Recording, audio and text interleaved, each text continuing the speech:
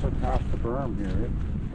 If it wasn't for this berm, houses in West Channel and West Point First Nations probably wouldn't be here. Even so, the aftermath from ice jams and high water flooding along the Hay River in the Northwest Territories is devastating. I just bought the place about a year and a half ago, and we had a little bit of water, but yeah, nothing like this. Like, my shed was 20 feet over there, and it was facing this way.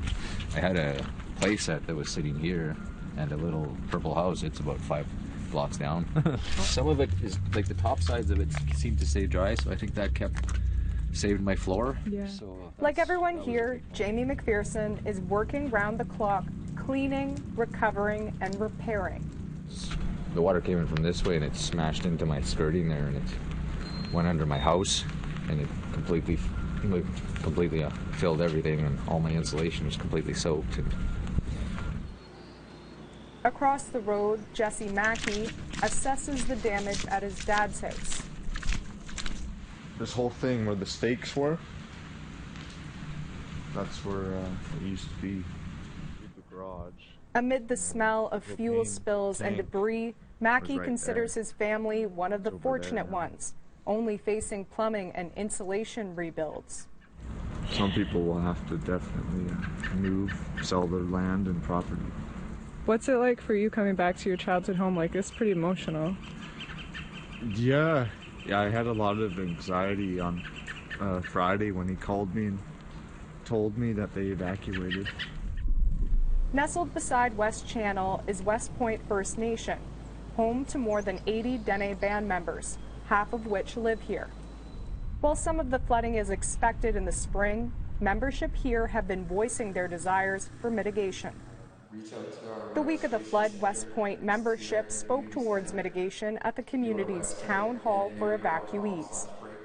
Every year we get evacuated, and our creek is always getting flooding in our community, and we'd like to see a gate. The area also has strong Métis roots. President of the Hay River Métis Council, Trevor Beck, says despite hardships, Northerners have each other's backs. The Métis membership has been very confident, I think, in getting through this. We're here, and we're going to be here no matter what happens to Hay River or the North.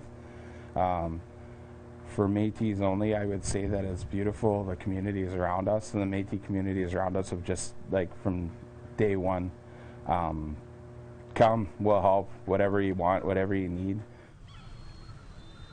Across the river on Katloditche First Nation, roads are compromised, houses damaged, and the graveyards flooded. The Crown Indigenous and Northern Affairs will foot the bill for repairs, a cost unknown at this time. And according to Chief April Martel, rebuilding could take years. Now we have to go on a political level, and say, talk to, environmental people and say, what can we do to prevent this from happening? Because back in the day, we used to be able to dredge, but because of environmental issues, we weren't able to dredge. So hopefully that can be some topic. They used to use other methods back in the day, like explosives, so the ice can just flow out. Martel says the First Nation will consult with elders on mitigation who remember the flood of 1963. But the idea of relocating homes may not be in the cards.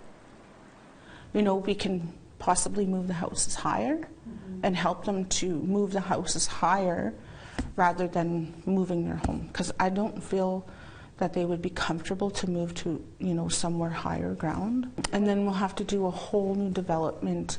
So that's part of like mitigation and national disaster plans.